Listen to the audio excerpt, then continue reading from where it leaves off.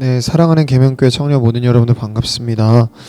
수요일 아침입니다. 다들 이제 학기 시작해가지고 좀 빡세지고 있을 것 같은데 다들 화이팅이고 바로 말씀을 한번 살펴봅시다.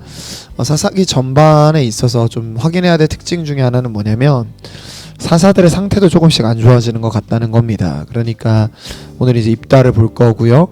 입다의 이야기 이후에 이제 보면 이제 그 다음에 나오는 게 이제 여러분이 잘 알고 있는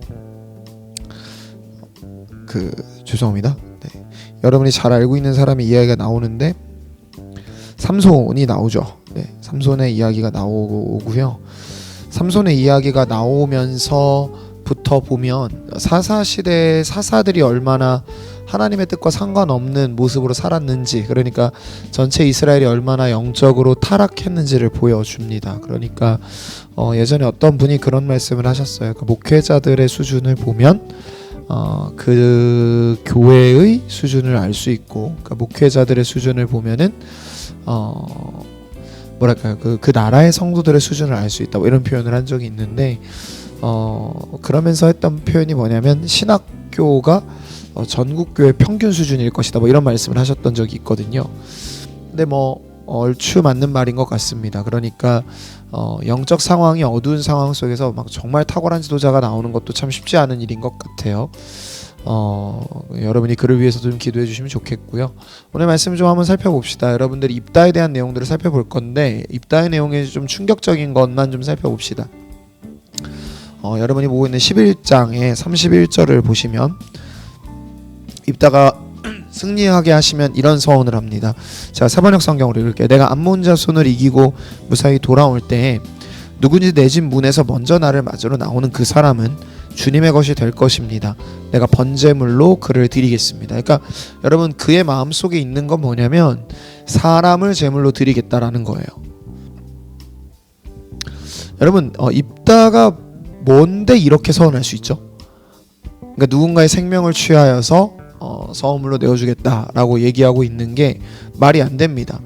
이게 이제 금오스 신에 대한 이야기가 나오는데 인신제사가 가능했었어요. 몰렉과 금오스에겐 그랬던 기록도 있다고 합니다. 자, 그럼 여러분들, 하나님께서 인신제사를 좋아하셨을까요? 싫어하셨을까요? 너무나 싫어하셨습니다. 그러니까 당시에는 첫째들을 특별히 풍년을 위해서 돌아가면서 인신제사를 했는 경우가 있다고 합니다. 여러분들, 제가 물론 아이가 하나밖에 없지만 그런다는 게 쉽게 상상이 되지도 않고요. 이게 얼마나 풍요의 몽골 메고 있는가. 그러니까 내가 좀 더 잘 먹고 잘 살기 위해서, 아니 더욱이는 내 생존을 위해서 누군가의 목숨을 빼앗는 일을 하고 있다는 것 아닙니까? 그러니까 지금 제가 볼 때는요, 입다는 하나님을 이방신들과 비슷한 수준으로 생각을 한 거죠. 하나님을 만족시키기 위해서는 그에 따른 희생과 대가가 필요할 것이다라는 말도 안 되는 착각을 한 겁니다. 그리고 승리를 해요. 그리고 나서 어떤 결과를 맞이하게 됩니까? 누구를 맞이하게 되냐면 딸을 맞이하게 되고, 처녀였던 딸은 남자를 알지 못한 채 결국에 죽게 됩니다. 여러분들, 얼마나 좀 이렇게 말이 안 되는지가 보이고, 내일부터 여러분이 읽게 될 삼손의 이야기는 더더욱이 말이 안 되는 걸 여러분이 보게 될 텐데, 여러분들, 이게 얼마나 비참한 일인지 이제 좀 느껴지십니까? 하나님이 전혀 원치 않던 제사가 벌어집니다. 자, 그러면 이 사건 속에서 하나님이 그녀의 딸을 먼저 만나게 하신 것에서 입다가 느껴야 될 감정과 입다가 보여야 될 태도는 무엇이냐면 일종의 책임감입니다. 여러분, 책임감 있는 모습은요, 회개함으로 나아가는 겁니다. 하나님, 제가 하나님께 헛된 것을 서원하였습니다.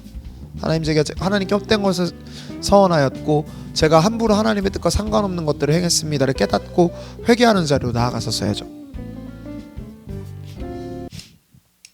근데 그는 죄를 뒤집어 쓰는 자리가 아니라 자신의 딸을 죽이는 자리로 갑니다.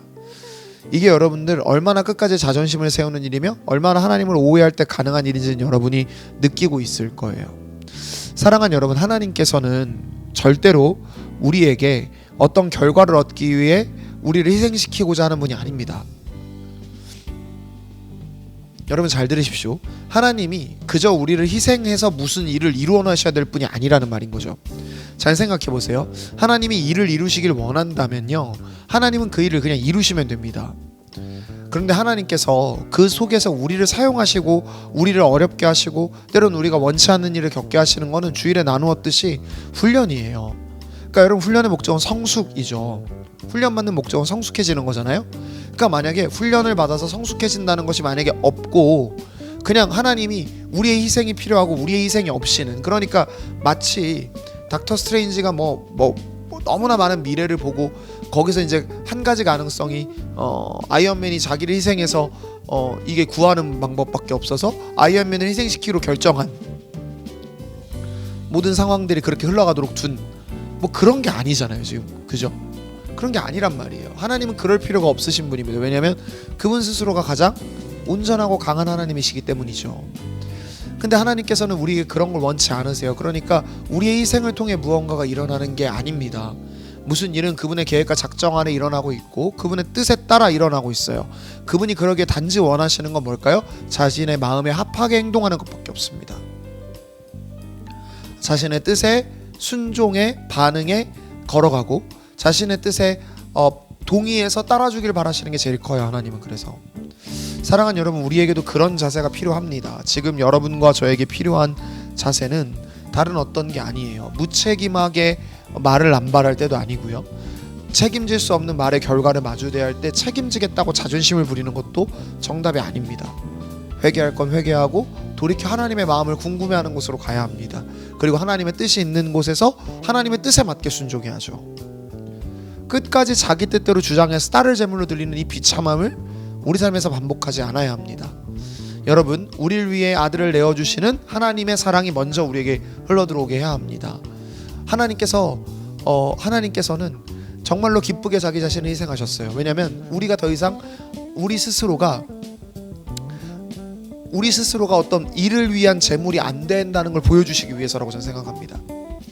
여러분들, 하나님은 우리를 어떤 일을 이루기 위한 제물로만 쓰시는 분이 절대 아닙니다. 하나님은 우리를 목적이 이루기 위한 수단으로만 바라보시는 분이 절대 아니에요. 그러니 여러분, 아들을 내어주신 사랑으로 우리를 단순한 수단이 아니라 동역자로 부르신 하나님 앞에서 우리가 책임감 있게 살아냈으면 좋겠습니다. 하지 말아야 될 말은 안 하고요, 하지 않아야 될 선은 안 하고, 또 돌이켜서 책임감 있게 회개해야 될 땐 책임감 있게 회개하고요. 그리고 무엇보다도 그러기 위해서는 하나님의 마음을 궁금해하는 우리가 되어야 될 줄로 믿어요. 그래서 오늘 하루도 하나님의 뜻을 묻고 구하는 자리로 나아갈 수 있는 여러분 모두가 될 수 있길 주님의 이름으로 축복합니다. 기도할까요? 하나님, 무책임하게 하나님의 뜻과 상관없이 걸어갔던 입다의 모습을 보며 아버지, 우리가 이렇게 살지 않을 수 있도록 우리 인도하여 주시옵소서. 하나님께서도 함께하여 주시고, 하나님, 오늘 우리가 책임감 있게 주님 뜻대로 우리를 단순히 일을 위하여서가 아니라 주님과 함께 동행하는 삶을 위하여서 부르셨사오니 오늘도 우리가 주님 그 삶을 걸어가게 하시고 책임감 있게 주님과 함께 동행하며 걸으며 하나님의 마음을 궁금해하며 걸어가는 우리들 다 되도록 인도하옵소서. 아버지께서 함께하여 주실 것 믿고 감사드리며 예수님의 이름으로 기도했습니다. 아멘.